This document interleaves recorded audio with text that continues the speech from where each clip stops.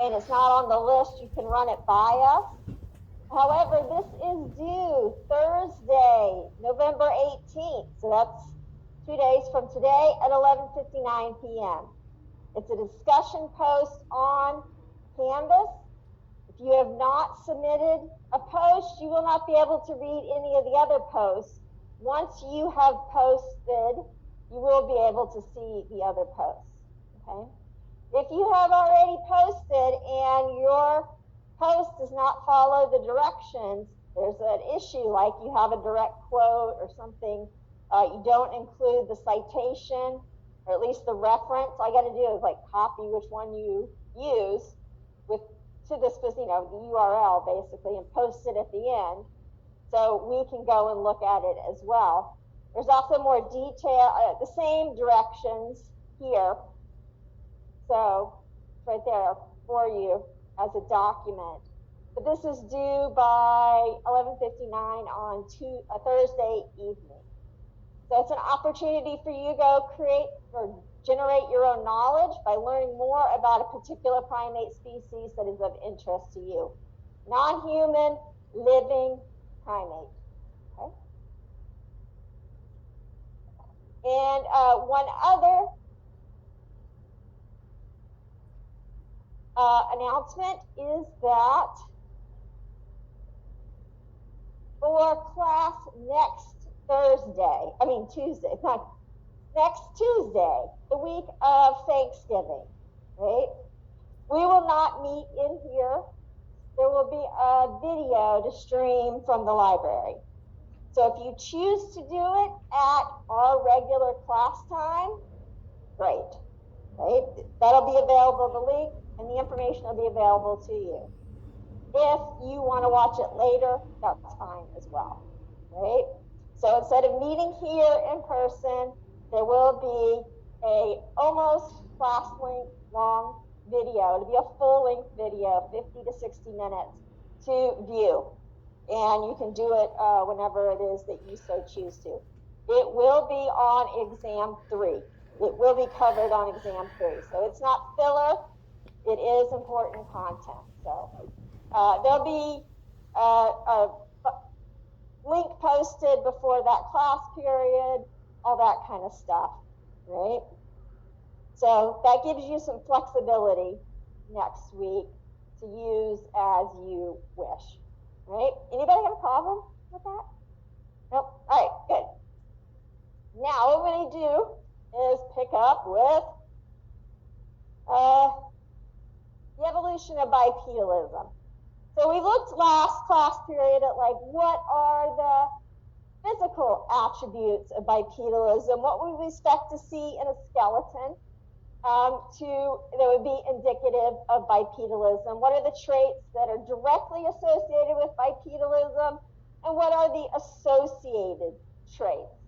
Then we looked at, very quickly, primate evolution from the Eocene all the way through to the Miocene, and how major climatic changes at the end of the Miocene resulted in the reduction of the number of ape genera worldwide, right? No more apes in Europe, no more apes in South Asia, except for the apes in Southeastern Asia in the islands, the gibbons, siamangs, and orangs, right?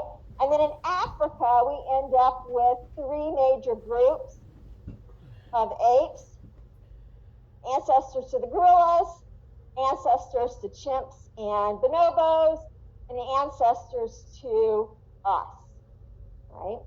And we talked about, how gorillas adapted to that climatic change, taking themselves out of competition with monkeys by reinvading the deep forest niche. Chimps and bonobos basically use their smarts, their incredible flexible behavioral patterns to stay in competition with monkeys and be successful. And humans evolved bipedalism, or our ancestors. They weren't human at this time. They're actually very ape-like, but they evolved bipedalism as an adaptation that makes them successful so that they can essentially compete with monkeys, deal with predators, get food, all the things that need to occur, right? So bipedalism appears to be the key to the survival of our ancestors coming out of the late Miocene into the early Pliocene. There are several different theories, and I know you've talked about these in your lab classes. So we have the savanna hypothesis. This was proposed very early on by Raymond Dart. In the earliest 20th century, he found the Tong child, which is an early Australopithecine species, a representative of an early Australopithecine species from about 2 million years ago. And at the time, nobody believed that it was an early hominin. They didn't think it was bipedal. They thought it was some little ape creature that Raymond Dart had found. But Raymond Dart stuck with it. He was tenacious, and ultimately he demonstrated that the morphological features of this specimen were consistent with bipedalism, as well as other specimens or fossils were found from nearby sites that made it quite evident. So Raymond Dart proposes the idea, and many other early paleoanthropologists accept this idea, that bipedalism is driving the savanna. Working out onto the dry, open savanna is what is driving, or the selective force for bipedalism. Okay, you're getting out there, you can get up, you can see.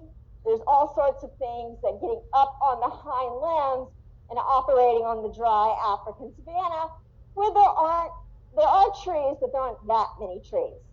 Right? So that was Raymond Dart's idea. It was widely accepted for a really long time.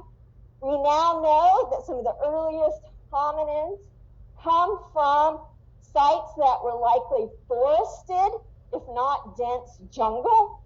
And this sort of contradicts the savanna hypothesis. It is not accepted currently.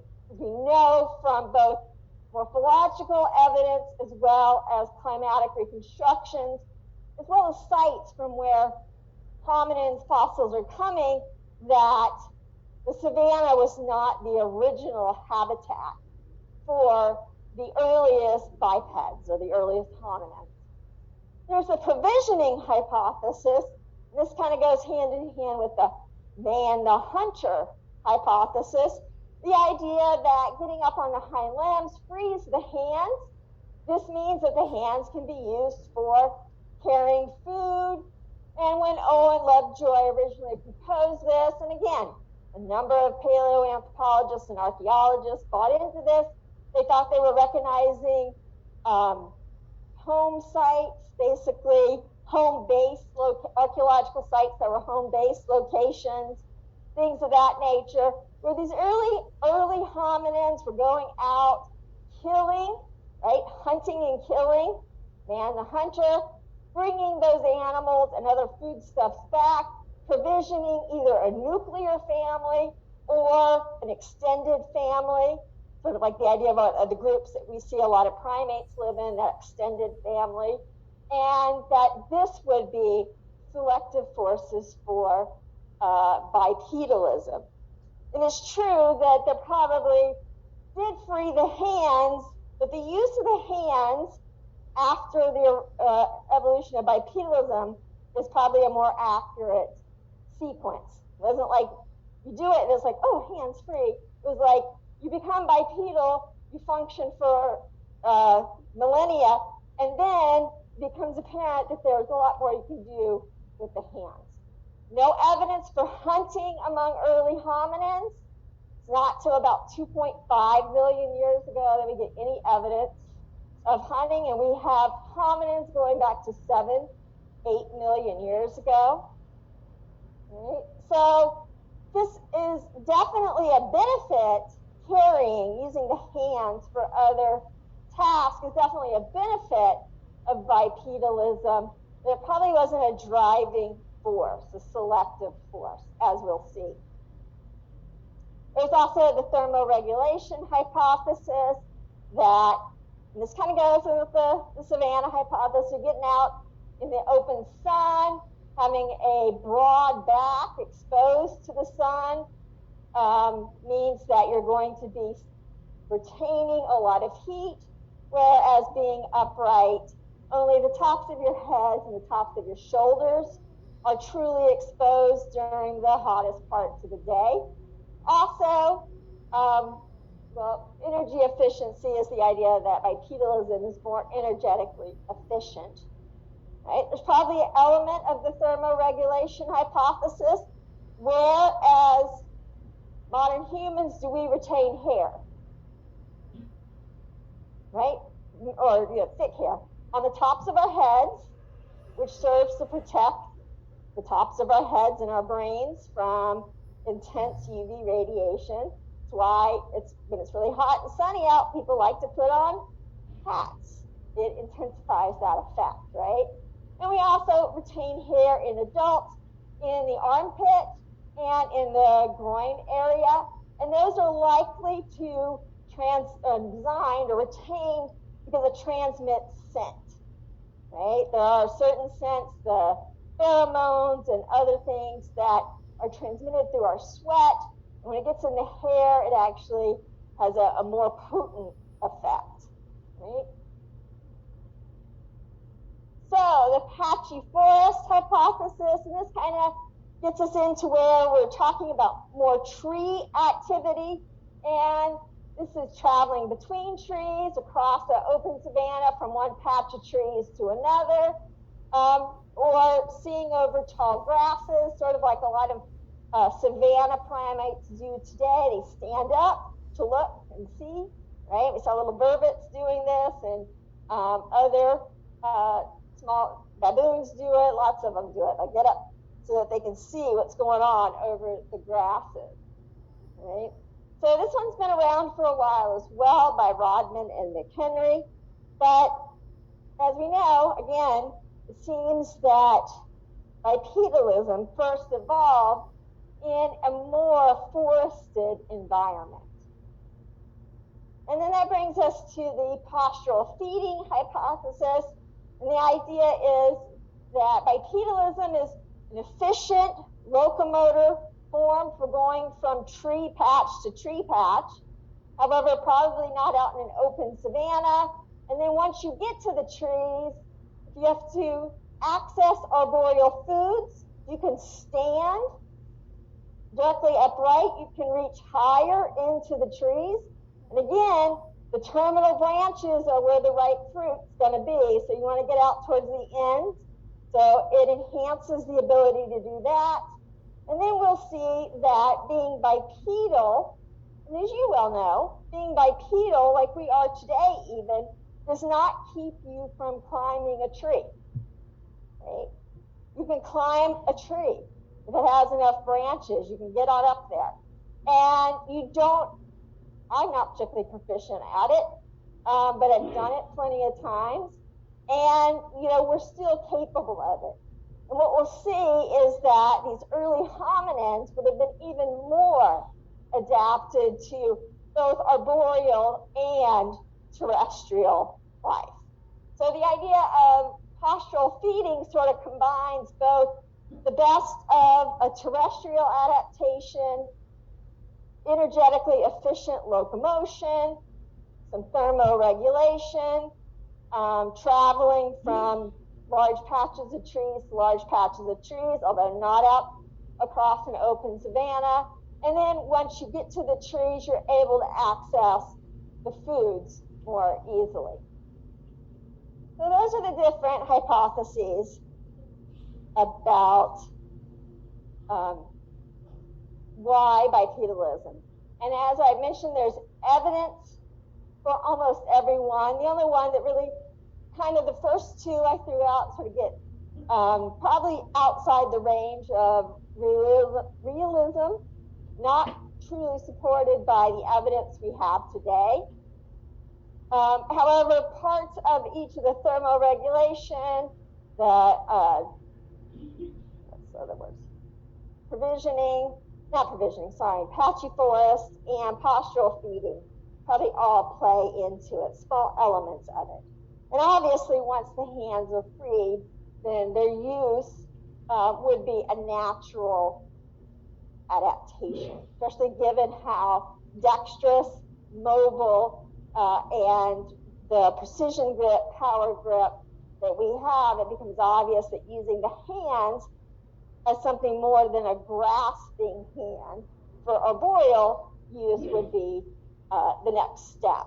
And we already see that, right, with chimpanzees, bonobos, gorillas, orangutans. They all use their forelimb, their hands, to manipulate tools. We even see this in various monkey species as well. Right, so our ancestors not only adapted to a bipedalism, so a more terrestrial lifestyle, using bipedalism to locomote while on the ground, but also arboreal, right? So it's a strong combination.